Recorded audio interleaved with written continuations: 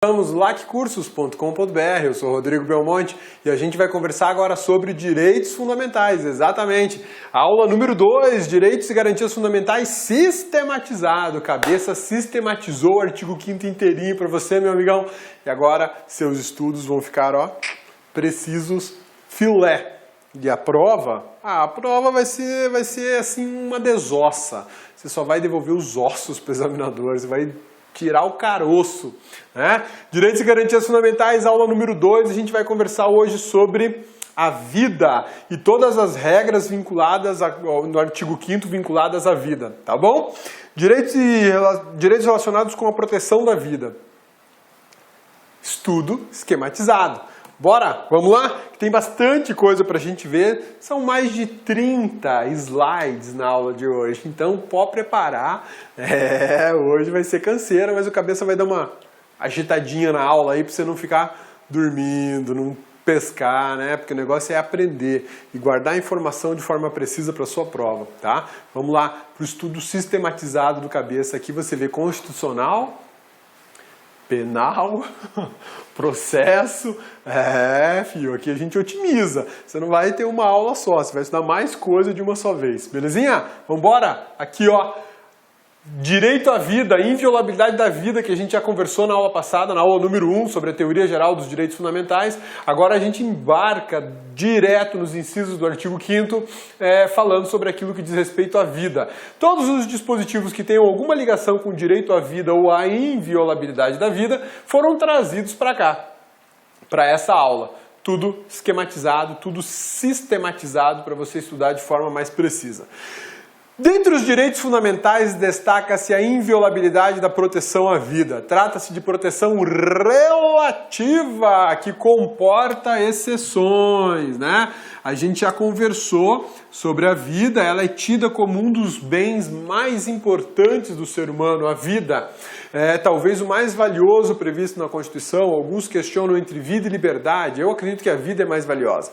Mas o simples fato de ser um dos bens mais importantes previstos na Constituição não torna a vida ou a proteção da vida uma proteção absoluta, uma proteção inviolável. Não tem como. Por quê? Porque a própria Constituição autoriza a morte em determinadas circunstâncias. A legislação infraconstitucional autoriza a morte praticada pelo Estado em certas circunstâncias. Então, não há uma proteção absoluta da vida no Brasil, tá?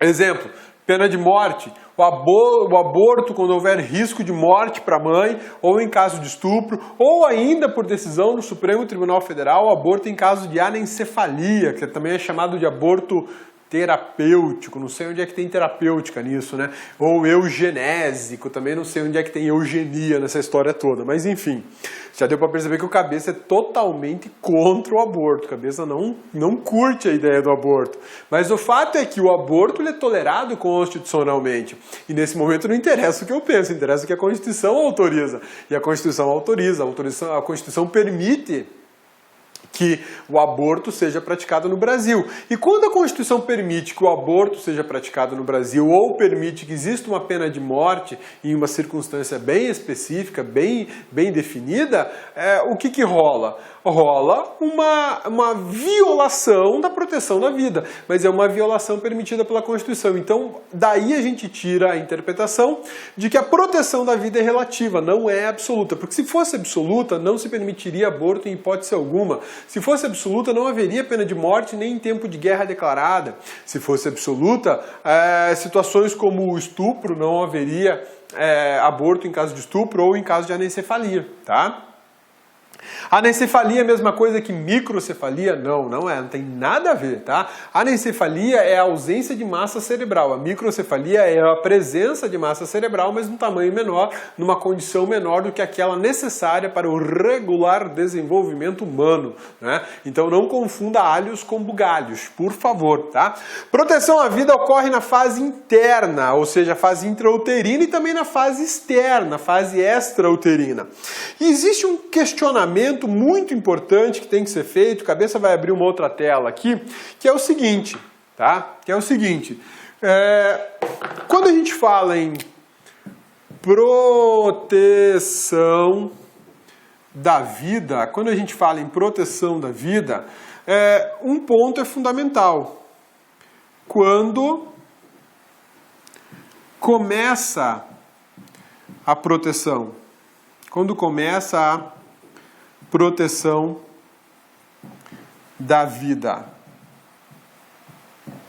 E aí? O que você acha, meu amigão? Você, bonitona, o que vocês acham? Quando é que começa a proteção da vida? Cabeça, é na barriga da minha mãe. Realmente, na barriga da sua mãe já existe proteção da vida. Mas em que momento na barriga da sua mãe?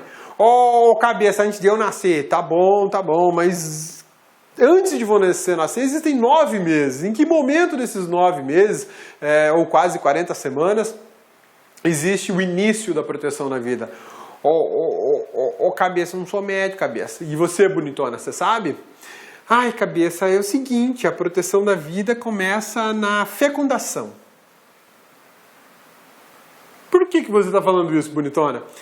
Cabeça, porque a minha convicção religiosa ensina que a proteção, que a vida se inicia na fecundação.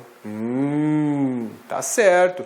Isso é uma verdade. Existem diversos segmentos religiosos no Brasil, dentre eles o catolicismo. Eles ensinam, propagam a ideia de que existe vida a partir da fecundação. Que houve a fecundação, então tem vida. Se tem vida, deveria ter proteção, não é isso? Eu também pactuo dessa ideia. Eu acredito que a partir da fecundação já existe vida e a partir da fecundação existe uma obrigação estatal de proteção dessa vida. Ocorre que o Supremo Tribunal Federal não tem esse entendimento. O STF não entende que a proteção da vida se inicia com a fecundação. Ele acha que é um momento posterior, um momento mais à frente. E isso foi discutido num caso polêmico que tratava da lei de biossegurança, é a lei que autoriza a gente a fazer manipulação genética de DNA, e aí entrou nessa discussão toda a manipulação de células-tronco ou células embrionárias, e até onde a gente teria aí a possibilidade de manusear, porque se eu for explorar uma célula-tronco ou uma célula embrionária, em tese eu estarei eliminando uma vida pela nossa convicção religiosa, né? Mas para o Supremo Tribunal Federal não foi isso que valeu. E isso é um exemplo muitíssimo forte do quanto o Brasil é um Estado laico. Sim, o Brasil é um Estado laico. Tanto é laico que a posição do Supremo contraria posicionamento religioso. Contraria posicionamento cultural. O posicionamento do STF foi um posicionamento científico que levou em consideração a evolução científica tanto da medicina como do direito, mas não levou em consideração o posicionamento religioso, apesar de que nesta ação que eu me refiro, que foi a ação que tratou da discussão das células-tronco, da manipulação das células-tronco e células embrionárias, foi permitida a manifestação da CNBB, por exemplo, a Comissão Nacional de Bispos do Brasil, né? E o interessante é que eles expuseram argumentos fortes de que a vida começa na fecundação. E aí mesmo assim o Supremo falou, olha, nós não concordamos, o entendimento é um entendimento científico que vem lá da medicina e não é da religião. E isso é pluralismo político. Isso é um Estado laico. Por mais que vocês não gostem da ideia de que o Supremo entende que a proteção... Meus amigos, minhas amigas, e aí, gostou da aula do professor?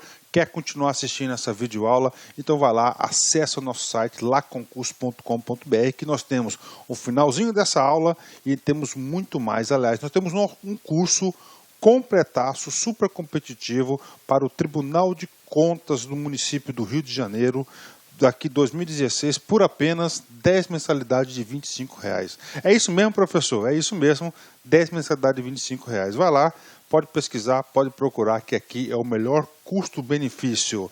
Tá certo, meus amigos? Espero vocês. Já esquecendo, você quer o material de apoio da aula do professor que você acabou de assistir? Então você acessa nosso site, laconcurso.com.br, clique lá em documentos e você pode fazer o download gratuitamente do material de apoio. Forte abraço, fique com Deus. Tchau, tchau. Uniclac.